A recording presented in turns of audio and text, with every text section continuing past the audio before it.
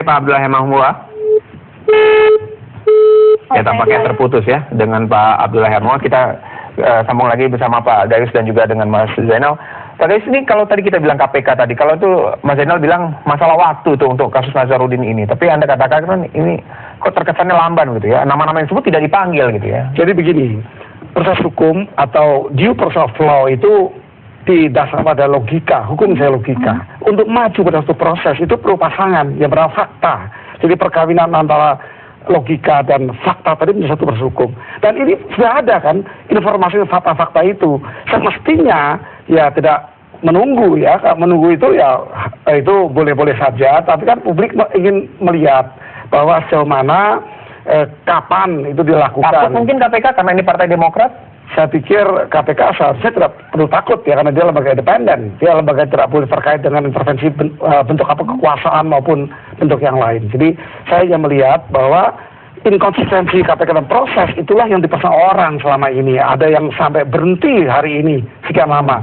Dan ingat, berhenti kasus itu ada ukurannya, ada kadaluarsa menurut undang-undang. Nah, kalau terjadi seperti ini dan ada banyak kasus seperti itu bukan di KPK tapi di penegak hukum lain, ini satu keadilan yang tertunda ya, yang delayed sehingga menjadi denied ya, satu justice yang delayed itu akan menjadi yang tidak punya arti dari. Mengapa Anda melihat KPK melakukan hal seperti itu? Seperti yang ada satu yang inkonsistensi tadi. Mengapa Anda melihat seperti itu? Ya, tentu kan kita melihat banyak kasus yang ada di KPK. Kemudian ada kasus besar dan kecil.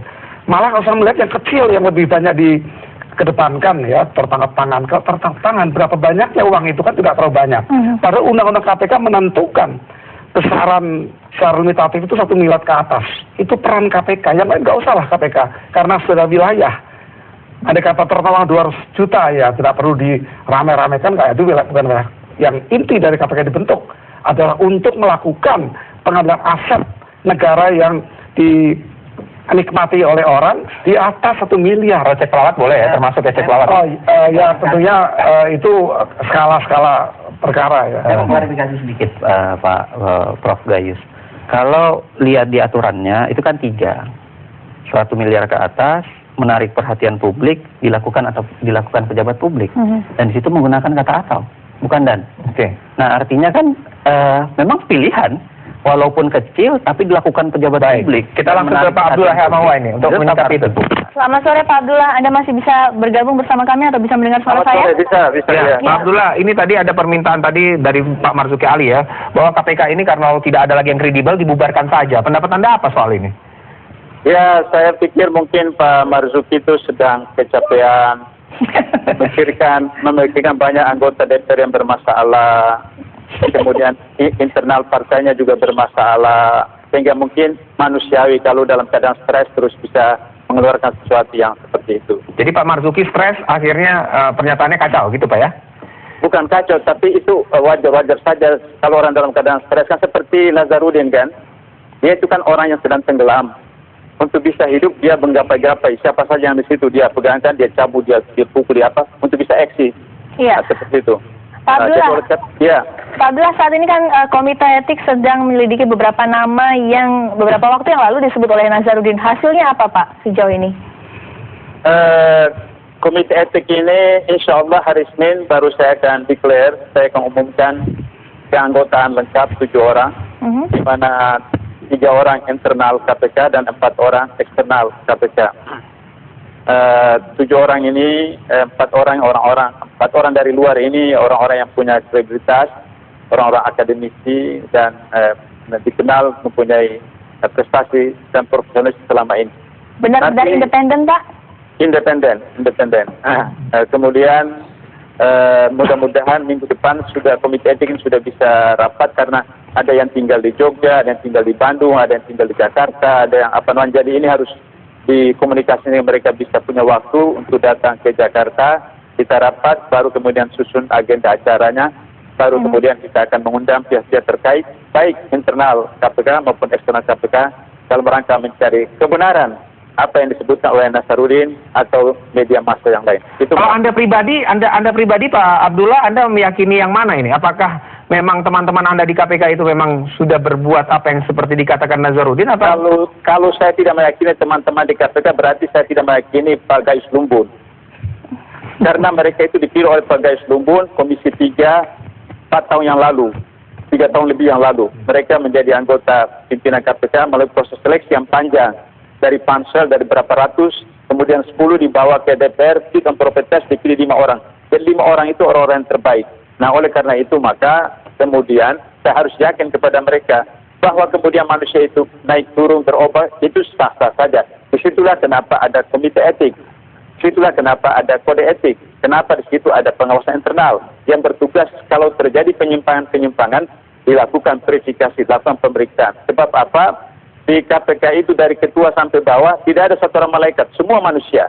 Karena manusia pasti berbuat salah. Perbedaannya KPK dan lembaga lain, instansi yang lain, kode etik yang dipunya oleh KPK dilaksanakan, dipraktekkan. Begitu ketahuan, diproses. Kalau salah, ditangkap. KPK pernah menangkap penyidiknya sendiri tahun 2005. Dan diproses, ditangkap oleh teman-teman sini, dan kemudian masuk penjara 9 tahun. Tahun lalu saya sebagai ketua majelis sidang kode etik memecat seorang pegawai karena tidak amanah, memberikan surat peringatan terakhir kepada 2 orang pegawai yang melanggar kode etik. Itu kita lakukan. Tapi kalau yang ini komisioner loh Pak, belum ada kan komisioner yang ditindak. Ini akan menjadi yang pertama kalau memang terbukti kan? Iya, karena itu maka harus Anda ingat, komite etik itu tentang pelanggaran etik. Ya. Ya, kalau di dalam proses komite etik ini, ya ikut saja air mengalir. Air mengalir kalau ditemukan bahwa ada pelanggaran pidana, itu akan diproses ke bagian penindakan KPK. Tapi kalau tidak ada pelanggaran pidana, maka pelanggaran etik saja, ya komite etik akan menentukan apa sanksi etik. Pak Abdullah, kalau memang betul kata Pak Saan Mustafa itu, Pak Chandra Hamzah itu bertemu dengan Bendahara Umum Partai Demokrat Nazarudin, itu menyalahi etika tidak? Dan itu posisinya di rumahnya Pak Nazarudin, Pak. Pertama harus diketahui bahwa yang pertemuan pertama kali itu 2008. 2008 itu Nazarudin itu belum jadi manusia. Baik. Kemudian Anas itu juga kalau nggak salah belum jadi ketua Partai Demokrat juga kalau nggak salah. Tapi anggota DPR Pak. Anggota DPR. Ya. Apakah itu diperbolehkan? Perkenankan saya jelaskan kode etik dan KPK.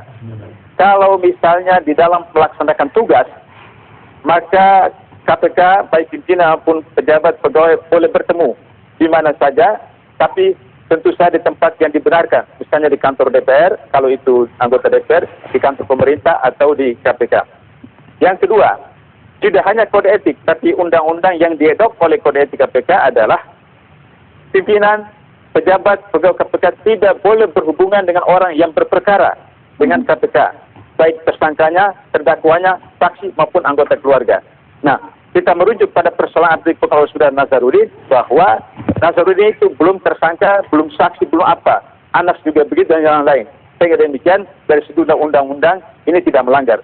Tapi pada saat itu tempatnya Pak, tempatnya tetapi kan ini bermasalah tempatnya. Tadi Anda katakan kalau urusan bekerja itu kalau tidak di DPR atau di KPK, ini sudah jelas bukan di gedung DPR, bukan kemudian di KPK. Nah, sekarang tadi saya jelaskan soal pidana, soal undang-undang. Undang-undang itu tidak boleh bertemu dengan seseorang yang punya hubungan perkara dengan KPK, baik dia statusnya saksi, tersangka, terdakwa maupun keluarganya. Nah, pada waktu 2008 atau 2010 ketemu Chandra dengan Nazarudin itu belum berperkara, jadi tidak melanggar undang-undang. Sekarang kembali kepada kode etik. Nah, kode etik, apakah pegawai, pimpinan atau pejabat KPK boleh bertemu dengan seseorang yang tidak punya perkara, maka kode etik menetapkan bahwa jika pimpinan KPK bertemu dengan seseorang penyelenggara negara atau bukan yang punya potensi konflik of interest, maka pimpinan itu harus memberitahu kepada pimpinan lain sebelum, selama, atau sesudah. Nah, Abdullah, ada menyatakan bahwa pada saat itu pertemuannya adalah untuk menghentikan kasus pengadaan seragam Hansip pemilu. Anda tahu saat ini kelanjutannya kasus atau perkara tersebut sampai mana, Pak? Oh, itu sudah berjalan. Kalau seperti itu, saya ingin buktikan bahwa Pak Ade Raharja dalam pengakuannya kepada publik bahwa 7 kali atau 9 kali Nazarudin meng-SMS dia, mengancam dia. Kemudian juga Nazarudin mengundang dia untuk bertemu membicarakan persoalan itu. Logikanya, kalau misalnya Nazarudin berhasil mengintervensi Pak Ade Raharja dan Pak Ade Raharja ada deal dengan dia, maka Nazarudin tidak akan ditetapkan jadi tersangka. Dan tidak ada penangkapan terhadap orang-orang baik sekretaris Menteri Pemuda Olahraga atau pihak-pihak yang lain. Buktinya, itu ditangkap, diproses, dan Nazarudin ditetapkan sebagai tersangka. Berarti bahwa apapun deal, apapun ketemu, apapun bentuknya, tidak ada gunanya karena buktinya sedang diproses. Seperti itu.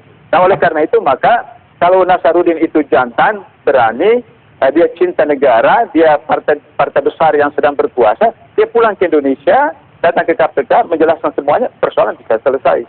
Permasalahan tadi Pak, balik lagi soal etika tadi Pak, soal tempat tadi kan ini bukan di DPR dan KPK tadi Pak. Bagaimana? Apakah itu juga melanggar etika berarti? Ya, itu yang saya katakan tadi. Kalau melanggar kode etik, maka komite etik yang akan membahasnya. Kalau melanggar kode etik, nah maka apa sanksinya? Nanti komite akan memutuskan. Tapi kalau pidana, itu tidak sebatas ini. Tapi bisa saja air mengalir dalam proses itu. Kalau dalam proses pemeriksaan oleh komite etik, baik terhadap internal maupun eksternal, ada pelanggaran pidana, kita akan proses sebagian penindakan, yaitu Deputi Penyelidikan KPK sendiri akan memprosesnya. Tapi kalau tidak ditemukan, ya cuma sanksi etik oleh komite etik. Bagaimana sanksinya? Komite etik itu yang akan memutuskan nanti. Baik, terima kasih Pak Abdullah Heha Mahua, Dewan Penasehat dari KPK. Terima kasih Pak, selamat bertugas Pak ya, semoga saja bisa menghasilkan apa dari hasil dari komite etik ini. Pak Gayus dengan Pak Jainal tadi, ini kan soal tadi tempat tadi nih, soal etik tadi. Saya pikir bukan sekedar tempat. Saya sepakat dengan apa uran Pak Heha Mahua ya Pak Abdullah. Tetapi ada perbedaan code of ethic dan code of law. Code of law itu memang lebih statis karena dia terbatasi oleh normatif dari peraturan yang ada. Ketika itu yang bersangkutan belum menjadi anggota dewan, belum menjadi ketua partai, misalnya seperti pandangan seperti itu. Tetapi kalau kita bicara etik, maka code of ethic itu lebih dinamis, lebih luas. Apa yang dulu dilakukan dan sekarang ditemukan itu berkaitan. To describe apa yang menjadi persoalan. Kenapa? Oh, rupanya dulu juga sudah ada pertemuan-pertemuan karena ya walaupun secara normatif itu telah melanggar. Investasi, bisa dikatakan seperti itu. Ya, karena etika itu luas sekali. Jadi apakah pantas tidaknya itu dan nanti dilanjutkan seperti Pak Abdullah katakan mengalir. Apakah ternyata hal itu menjadikan pertemanan sehingga berlanjut dan bersangkutan ini menjadi pejabat. Jadi saya akan mengatakan pentingnya peran komite etik menjadi sangat. Jadi misalkan kalau Anda sekarang, Anda kan tidak berperkara ya? Terus kemudian Anda bertemu dengan Pak Busro makan di restoran Jepang. Suatu saat nanti ternyata jabatan lainnya tidak boleh untuk ketemu, itu orang kan mengaitkan secara etika bahwa ternyata pada waktu yang lalu itu ada pertemuan dan serius sekali yang sekarang ternyata berteman juga dan ada kasus yang diisukan. Jadi mungkin saja berarti ada, mungkin saja sudah ada itu ya? kaitan. Jadi to describe seperti itu menjadi bagian dari code of ethic tadi. Gimana nih Mas Zainal? Kalau ada orang bertemu dan tidak ada kaitan sama sekali, menurut saya sah. Siapa sih yang bisa berhenti dari bertemu? Saya masa mau kemana-mana harus tutup, pakai topi, nggak boleh ketemu orang kan itu mustahil. Dan topinya topi Tapi kan ini kita tahu KPK, ini lembaga yang benar-benar diharapkan oleh Indonesia. Mereka tidak diharapkan menjadi biksu kan? Mereka diminta menjadi ketua KPK, tapi bukan harus melakukan menyendiri, harus soliter gitu. Kan enggak. Bagi saya adalah kalau ketemu orang konteksnya kan jelas. Undang-Undang pasal 36 mengatakan bahwa kalau dia bertemu dengan orang yang tersangkut perkara, dia bisa dihukum menggunakan pasal 65. Nah, di situ kan jelas batasannya. Dia tidak sedang kalau yang harus diteliti tadi yang soal Prof Gayus dulu deh. Yang ada kesinambungan akhirnya tadi. Itu bagaimana kalau Anda lihatnya? Saya bertemu Chandra, seorang pengacara, pasti bertemu dengan banyak pengacara tahun 2007 sebelum dia menjadi komisioner. Tapi ketika 2007 menjadi komisioner, masa salah? Atau misalnya begini, dia ada acara pertemuan KPK, di situ ada banyak itu beda, itu kan accident kalau pertemuan. Yang bagi saya orang masih menjadi sah menjadi manusia walaupun menjadi KPK. Kecuali yang tidak bisa diampuni karena jelas-jelas ada di pasal 36 adalah dia bertemu dengan orang yang berperkara. Itu kan ada jelas. Nah, kalau dia bertemu dengan orang yang berperkara, maka saya katakan begini, kalau bertemu orang tentunya boleh. Bertemu dengan orang yang berperkara, nah ini agak mulai mulai abu-abu. Bisa pelanggaran etik, bisa pelanggaran hukum. Makanya di pasal 65 mengatakan ini bisa dipenjara sampai 5 tahun. Nah, kalau bertemu orang dan dia meminta sesuatu, itu jelas upayanya. Dan itu pasalnya lebih keras lagi. Nah, dalam bayangan saya kan satu yang diverifikasi adalah ini. Dia bertemu dalam kapasitas hanya ketemu orang tanpa apa-apa, ataukah dia ketemu karena apa, itu yang harus diklarifikasi. Makanya klarifikasi timing. Pak, waktunya harus dijelaskan Saya dengan pikir baik, penyidik kita motifnya mempunyai dijelaskan dengan baik. Singkat saja Prof. teknis penyidikan itu tidak juga sesumer itu ya. Tidak Tentu dipercaya. ya udah ada undang-undang, ada peraturan, tentu ada teknis penyidikan. Jadi mungkin akan lebih cepat apa yang di Mas Zainal itu ada betulnya, tapi tentu penyidik tidak mati dengan huruf-huruf yang ada pada undang-undang, tapi lebih mempunyai satu teknis yang lebih. Makanya tujuannya kan komite etik dibuat untuk itu. Silahkan komite etik Sayang memverifikasi. sekali waktu kita terbatas. Terima kasih Mas Zainal, terima kasih Prof. Gayus. Kita akan lihat saja nanti hasil dari etik tadi, siapakah yang terbukti bersalah begitu. Tadi kalau menurut Mas Zainal itu tidak ada hubungannya karena tidak berperkara, tapi Prof. Gayus tentu pasti ada kemungkinan untuk benang merahnya. Ya, namun intinya banyak sekali masyarakat Indonesia atau rakyat Indonesia yang masih punya harapan besar terhadap keberadaan KPK. Usai di ini, nanti Anda dapat menyaksikan program Kabar Petang Pilihan.